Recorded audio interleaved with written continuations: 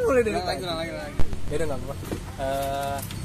Hai, bareng lagi sama Fawaz dari di sini.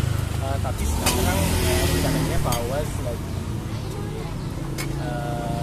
di daerah kawasan apa ya, Fatmawati, kawasan Fatmawati, bareng sama dari awal teman aku dari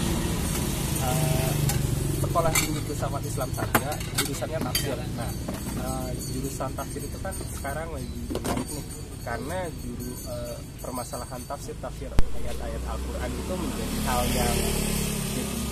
yang cukup hangat, terutama kemarin-kemarin. Nah, tapi isu yang ingin Fawaz angkat hari ini yaitu tentang permasalahan tasamuh atau toleransi. Nah, sekarang Fawaz bareng kawan, salah satu mahasiswa tafsir salah satu mahasiswa tafsir tafsir hadis bukan? Tafsir Al-Quran.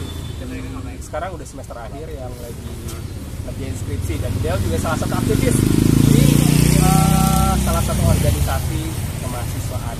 Nah, di PMI, tapi sekarang udah demisioner. Sekarang udah demisioner. Ya, langsung aja. Sebenarnya menurut tafsir Quran tuh toleransi itu ada nggak sih?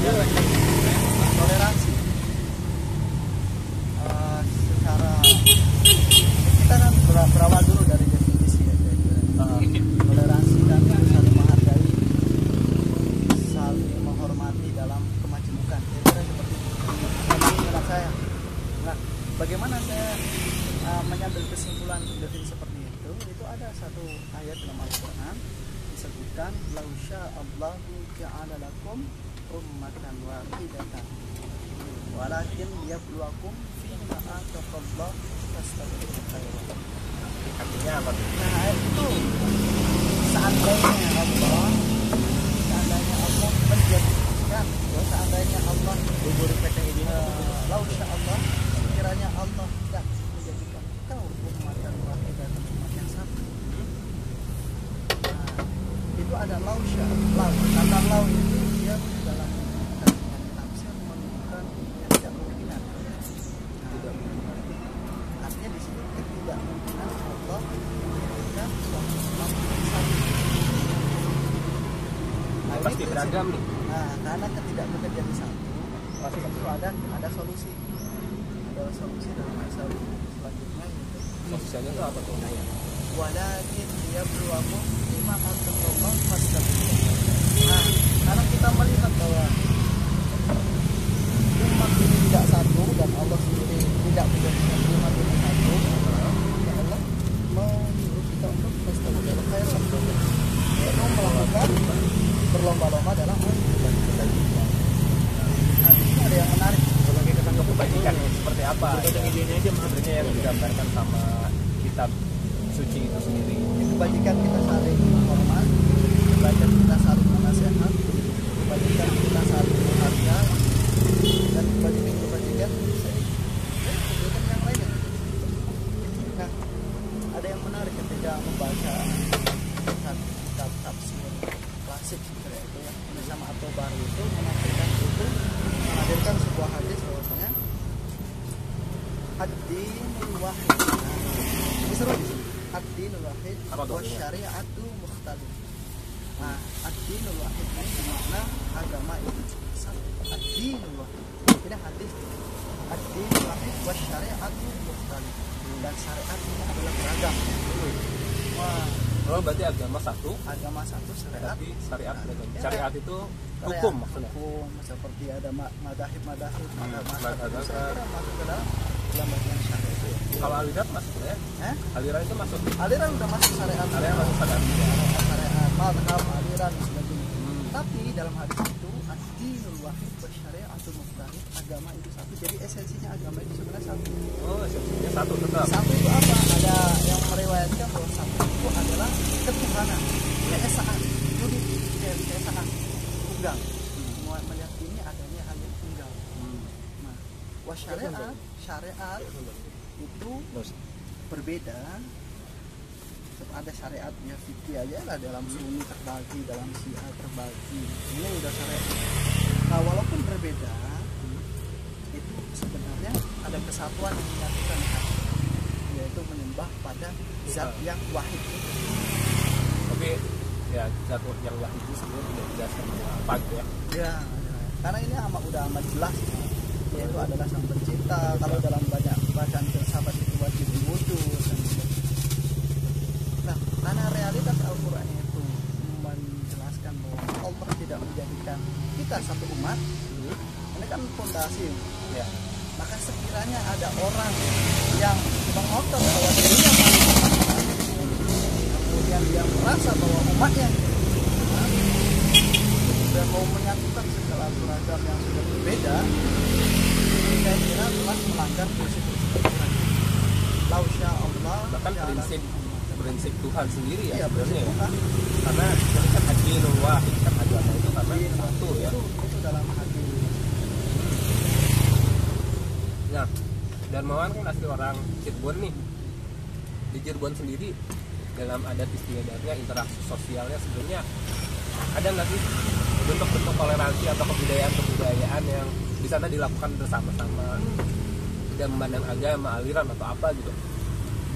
Saya pernah meneliti tahun 2016 di suatu lokasi namanya tradisi ziarah. Jadi di Cirebon kan dikenal ada Sunan Gunung Jati. Oh iya. Ada tradisi ziarah. Itu terkenal banget ya. Nah di situ saya meneliti selama 3 bulan. Nah, hasil penelitian saya bahwa di sana emang ada keberadaan ziarah lintas iman. Ziarah lintas iman. Gimana tuh maksudnya? Ziarah Jadi, tapi lintas iman. Biasanya yang kita kenal kan ziarah itu lebih kepada orang-orang muslim khususnya gitu. jadi sebenarnya tradisi itu, tradisi Buddha, tradisi Kristen itu dia juga ada tradisi ziarah. Ada tradisi ziarah juga. Tradisi ziarah.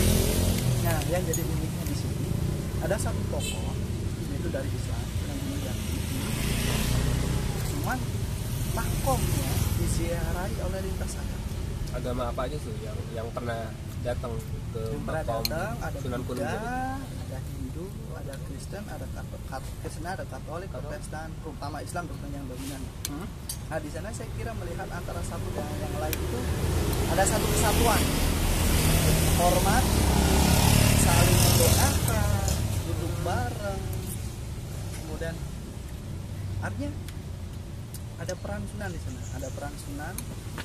Padahal pas saya coba wawancara itu semua meyakini bahwa setiap agama itu mengajarkan kebaikan. Setiap agama mengajarkan tentang budi pekerti, berakhlak luhur baik antara sesama yang tidak memandang agama manapun.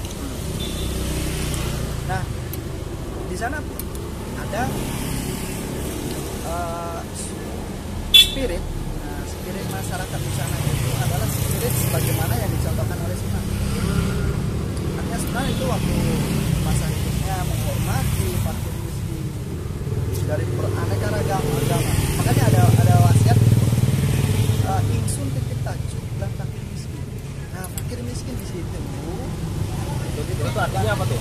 jadi ingsun titik tajuk, aku titik tempat ibadah lan fakir miskin dan orang yang lemah, miskin.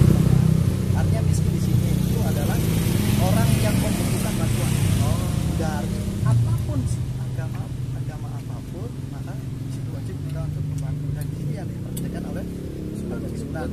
Wah, iya, jadi Akhirnya beberapa keturunan, kemudian beberapa ya saling menghormati. masih tetap ya. Dan saya kira hal yang unik juga dalam diri Sunan sendiri itu dia dari garis ibu ada keturunan Hindu. Oh ya. Nah, dari Prabu Siliwangi ya. Kemudian dari keturunan ayah dia ada keturunan dari Rasulullah kan, dari Syarif Abdullah. Kemudian dia juga mempersunting dari Ongting dari Cina. Kemudian dia juga mempersunting kerajaan Hindu terbesar itu namanya kerajaan Majapahit. Nah itu permaisurinya disuntik sama dia namanya Nyi Tepasari. Nyi Tepasari. Nah Nyi Tepasari ini keturunan dari Majapahit. Dia persunting dari Nyi Tepasari lahir Rajaraja Cirebon. Cirebon. Nah, Jadi dalam diri Sunan itu udah mencakup beragam agama ya. Akhirnya dia mengeksplorasi ajaran Islam itu dengan ajaran yang rahmania, rahmat, kasih sayang, toleransi, bersama dengan lain. Sehingga itu saya mengambil pelajaran bahwa Sunan Raja secara fisik sudah hidup, sudah meninggal, itu mampu merukunkan dengan adanya orang yang ziarah di sana, lintas agama. Nah, kita orang yang hidup, kalau kehadiran kita ini masih hidup cuman bikin onar agama, bikin perumusan agama, itu sebenarnya kita telah mati. Nah, Sunan itu hidup, dia masih tetap hidup mengalir. lah. Nah, sebenarnya itu salah satu keunikan yang ada di Cirebon. Jadi tradisi sebenarnya ada tokoh Sunan Gunung Jati yang benar-benar sebenarnya itu tidak hanya jadi tokoh Muslim saja, tapi juga jadi tokoh semua agama. Dan pada masa kematiannya dan setelah masa kematiannya beliau masih diziarahi oleh orang-orang baik Muslim maupun non Muslim. Jadi sebenarnya ada satu kata-kata yang menarik dari Imam Ali Imam Ali Karomatu Wajah yang menyatakan bahwa sebenarnya saudara kamu yang bukan Muslim itu sebenarnya saudara kamu dalam kemanusiaan. Jadi sebenarnya kita tuh semuanya bersaudara. Jadi mungkin itu aja yang bisa saya sampaikan dan teman-teman saya sampaikan. Terima kasih. Jangan lupa like, komen, dan mohon kritiknya di komentar di bawah. Jangan lupa subscribe juga. Terima kasih. Bye.